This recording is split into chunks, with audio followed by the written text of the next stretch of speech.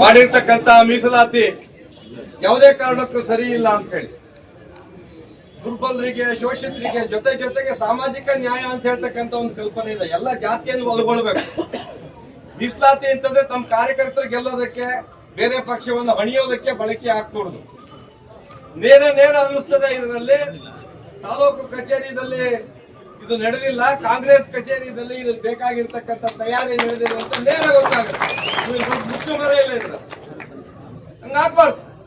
ಒಂದು ಪಂಚಾಯತಿ ಅಂದ್ರೆ ಯಾರು ಜನಪರವಾಗಿ ಆಲೋಚನೆ ಮಾಡ್ತಾನೋ, ಆ ಜನಾಂಗವನ್ನು ರೆಪ್ರೆಸೆಂಟ್ ಮಾಡ್ತಾನೋ ಅಂತವ್ರಿಗೆ ಅವಕಾಶ ಆಗ್ಬೇಕು.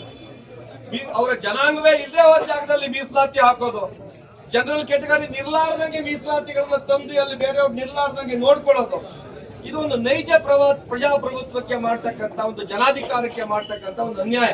ಈ ತರ ಕೆಲಸವನ್ನ ಕಾಂಗ್ರೆಸ್ ಪಕ್ಷ ಯಾವತ್ತೂ ಮಾಡ್ತಾ ಬಂದಿದೆ. ನಾವು ನೋಡಿದ್ದೇವೆ.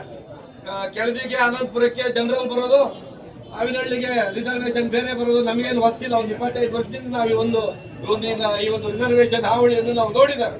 ನೀವು ನಗಾಡ್ತೀರಿ ರತ್ನಾಕರ್ ಅವ್ರೆ, ನೀವು ಹಚ್ಚಿದ್ದಾಗ ಹಂಗೆ ಇತ್ತು ಅದು ಇರ್ಲಿ. ಆದ್ರೆ ಈ ತರ ನಡಿಕೊಡುದು ನಿಜವಾಗಿ ಜನಪರವಾಗಿ ಆಲೋಚನೆ ಮಾಡ್ತಕ್ಕಂಥ ಜನ ತೊಂದರೆ ಆಗ್ಬಿಡುತ್ತೆ, ತಪ್ಪಾಗ್ಬಿಡುತ್ತೆ. ಯಾರ ರಾಮಕೃಷ್ಣ ಹೆಗಡೆ ಅವರ ಕಾಲದಲ್ಲಿ, ನಜೀರ್ ಸಾಬ್ರ ಕಾಲದಲ್ಲಿ ಒಂದು ಜನರಿಗೆ ಆಡಳಿತ ಕೊಡಬೇಕು, ನಿಜವಾದಂತ ಜನಪ್ರತಿನಿಧಿಗಳು ಡೆಪ್ತ್ ಇಂದ ಬರಬೇಕು, ಅವ್ರ ಸಮಸ್ಯೆಯನ್ನು ಅವ್ರ ಮೂಲಕ ಪರಿಹಾರ ಮಾಡಿಸ್ಬೇಕು ಅಂತ ಹೇಳ್ತಕ್ಕಂಥ ಒಂದು ಉದಾತ್ತವಾಗಿರ್ತಕ್ಕಂಥ ಆದರ್ಶವನ್ನು ಇಟ್ಟುಕೊಂಡು ಈ ಒಂದು ಸ್ಥಳೀಯ ಸಂಸ್ಥೆಯ ಚುನಾವಣೆಯನ್ನು ತಂದ್ರು.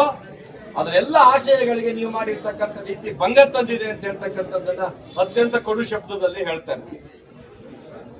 ಅಭಿವೃದ್ಧಿ ವಿಷಯದಲ್ಲಿ ಸರ್ಕಾರ ಚೆನ್ನಾಗಾಗುತ್ತೆ, ಇವತ್ತಲ್ಲ ನಾಳೆ ಸುಧಾರಿಸುತ್ತೆ ಅಂತೆಲ್ಲ ನಾವೆಲ್ಲ ನೋಡ್ತಾನೆ ಇತ್ತು. ಈ ರಾಜ್ಯ ಸರ್ಕಾರ ಸುಧಾರಣೆ ಆಗ್ತಕ್ಕಂಥ ಯಾವ ಆಲೋಚನೆಗಳು ಏನು ಕಾಣ್ತಿಲ್ಲ. ಯಾರ ಸ್ನೇಹಿತರು ಹೇಳ್ತಾ ಇದ್ರು ಇದು ಟೇಕ್ ಆಫ್ ಆಗ್ಲಿಲ್ಲ ಸರ್ಕಾರ ಅಂತ. ನನಗನ್ಸುತ್ತೆ ಟೇಕ್ ಆಫ್ ಅಲ್ಲ, ಇದು ಮೇಡೆ ಅಂತ ಹೇಳ್ತಾರೆ. ಆಕ್ಸಿಡೆಂಟ್ ಆಗತ್ತೆ ಮೇಲೆ ಪೈಲಟಿಗೆ ಅನ್ಸಿದ ಮೇಲೆ ಇದು ಆಲ್ರೆಡಿ ಮೇಡೆ ಕೂಗ್ತಾ ಇರ್ತಕ್ಕಂಥ ಸರ್ಕಾರ. ಇದು ಎಷ್ಟೊತ್ತಿಗೆ ಕ್ರಾಶ್ ಆಗುತ್ತೆ ಅಂತ ಗೊತ್ತಿಲ್ಲ. ಯಾವ ಒಂದು ವಿಷಯದಲ್ಲೂ ಕೂಡ ಜನರ ಪರವಾದಂತ ಆಲೋಚನೆಗಳಿಲ್ಲ. ಹೊರ ಬಂದ್ಬಿಟ್ಟಿದೆ ರಾಜ್ಯಾದ್ಯಂತ. ಇವತ್ತುವರೆಗೆ ಅದರ ಮಂತ್ರಿಗಳು ಈಗ ಏನೋ ಹೋಗಿದ್ದಾರೆ, ಅಧಿಕಾರಿಗಳ ಸಭೆ ನಡೀಲಿಲ್ಲ, ರಿವ್ಯೂ ಮೀಟಿಂಗ್ ನಡೀಲಿಲ್ಲ. ಇದ್ದಂತ ಮಂತ್ರಿಗಳು ಕೂಡ ಜಿಲ್ಲೆಗಳಿಗೆ ಹೋಗಿ ಜನರ ಕಷ್ಟವನ್ನು ಕೇಳಲಿಲ್ಲ. ಅತಿವೃಷ್ಟಿ ಬಂದಿದೆ, ಇವಾಗ ಕೆಲವೊಂದು ಕಡೆ ಬರ್ತಾ ಇದೆ, ಪ್ರಾರಂಭ ಆಗಿದೆ. ಮಹಾರಾಷ್ಟ್ರದಲ್ಲಿ ಕೃಷ್ಣಾ ನದಿಯಲ್ಲಿ ಸಿಕ್ಕಾಪಟ್ಟೆ ಮಳೆ ಬಂದ್ಬಿಟ್ಟು ಅಲ್ಲಿ ಕೂಡ ಸಚಿವ ಸಂಪುಟದ ಯಾವುದೇ ಒಬ್ಬ ವ್ಯಕ್ತಿ ಕೂಡ ಹೋಗಿ ಪ್ರವಾಸವನ್ನ ಮಾಡಲಿಲ್ಲ, ಜನರ ಕಷ್ಟವನ್ನು ಕೇಳಲಿಲ್ಲ. ಮಾತೆತ್ತಿದ್ರೆ ನಾವು ಲಕ್ಷ್ಮಿ ಕೊಟ್ವಿ ಅಂತ ಹೇಳ್ತಾ ಇದ್ವಿ. ಒಂದೇ ಅಕೌಂಟ್ಗೆ 19,000 ಮಹಿಳೆಯರಿಗೆ ಸಲುಬಾಕಿ ಆಗಿರ್ತಕ್ಕಂಥ ಅಕೌಂಟ್. ನಾವ್ ಹೇಳ್ತಿರೋದಲ್ಲ, CAG ರಿಪೋರ್ಟ್ ಹೇಳಿರೋಂಥ ಪ್ರೂವ್ಡ್ ಕರಪ್ಷನ್. 19,000 ಅಕೌಂಟಿಗೆ ಬಡವರಿಗೆ ಹೋಗ್ತಾ ಇರ್ತಕ್ಕಂಥ ದುಡ್ಡು, ಅಷ್ಟನ್ನು ಟ್ರಾನ್ಸ್ಫರ್ ಮಾಡಿರ್ತಕ್ಕಂಥ ಬಡವರ ದುಡ್ಡನ್ನ ರಾಜಾರೋಷವಾಗಿ ತಿಂದಿರ್ತಕ್ಕಂಥ ಸರ್ಕಾರ ಇದು ಕಾಂಗ್ರೆಸ್ ಸರ್ಕಾರ. ಈ ಆಡಳಿತ ಕೊನೆಗೊಳ್ಳಬೇಕು, ಈ ತರದ ಆಲೋಚನೆಗಳು ಕೊನೆಗೊಳ್ಳಬೇಕು. ಜನಪರವಾಗಿರ್ತ ಕರೆಂಟ್ ರೀ, ಮಳೆ 2 ಹನಿ ಬೀಳಂಗಿಲ್ಲ, ಕರೆಂಟ್ ಇಲ್ಲ. ಜಂಗಲ್ ಕಟಿಂಗ್ ಮಾಡಿರೋ ದುಡ್ಡು ಎಲ್ಲಿಗೆ ಹೋಯ್ತು ಗೊತ್ತಿಲ್ಲ. ಎಕ್ಸಿಕ್ಯೂಟಿವ್ ಇಂಜಿನಿಯರಿಗೆ, ಜೈಗಳಿಗೆ ನಾವೆಲ್ಲ ಮುಂಜಾಗ್ರತೆಯಾಗಿ ಹೋಗಿದ್ದೇವೆ. ಫೆಬ್ರವರಿ ತಿಂಗಳಲ್ಲಿ, ಮಾರ್ಚ್ ತಿಂಗಳಲ್ಲಿ ವಿರೋಧ ಪಕ್ಷದವರಾಗಿ ಜಂಗಲ್ ಕಟಿಂಗ್ ಮಾಡ್ತೀವಿ ಸ್ವಾಮಿ ಕರೆಕ್ಟ್ ಆಗಿ ಅಂತ ಹೇಳಿದ್ದಾರೆ. 20 ದಿನ ಇರ್ಲಿಲ್ಲಪ್ಪ ಕರೂರು ಹೋಬಳಿದಲ್ಲಿ ಕರೆಂಟ್. 33 KV ಸ್ಟೇಷನ್ ನನಗೆ ಗೊತ್ತಿಲ್ಲ.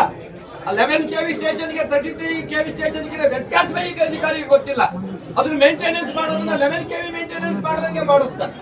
ಕರೆಂಟ್ ಇಲ್ಲ. ತರದ ಜನಸಂಪರ್ಕಕ್ಕೆ ಬೇಕಾಗಿರ್ತಕ್ಕಂಥ, ಜನರಿಗೆ ಬೇಕಾಗಿರ್ತಕ್ಕಂಥ ಸಂಗತಿಗಳನ್ನ ಕಷ್ಟ ಪರಿಹಾರ ಮಾಡಬೇಕು ಅಂತ ಹೇಳ್ತಕ್ಕಂಥ ಆಲೋಚನೆ ಇಲ್ಲದ ಒಂದು ನಿರ್ಲಜ್ಜ ಆಲೋಚನಾ ರಹಿತ ಸರ್ಕಾರ ಇದು ತೊಲಗಬೇಕು.